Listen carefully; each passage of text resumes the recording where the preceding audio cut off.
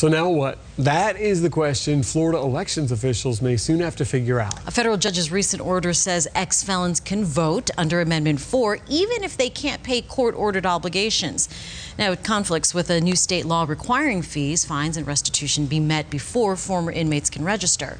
Our state capitol reporter Forrest Saunders found out how administrators plan to handle this contradiction.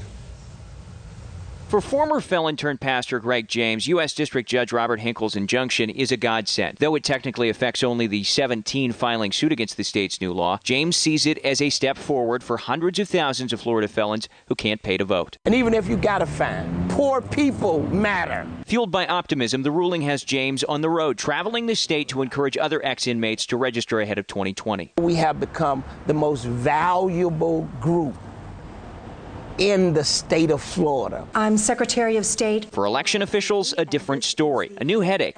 As of today, this is a very challenging process for us. A state task force just released 18 recommendations to lawmakers aimed at improving how Florida can determine if ex-felons have paid fines owed. It includes more bureaucrats, work for clerk of court offices, and centralizing data. But the weeks of work may need to be tossed if the judge's decision becomes permanent at the lawsuit's end. We are still reviewing the potential broader impact of Judge Hinkle's order. Florida's Secretary of State saying she's waiting to see what happens next before acting. We'll await any further clarification from the court or the legislature. But time is ticking as Election Day 2020 grows closer and closer. Many ex-felons left in limbo, wondering if they'll be able to vote. James telling them to have faith. We got to stay in the fight. We got to register. In Tallahassee, Forrest Saunders, Fox 4 in your corner.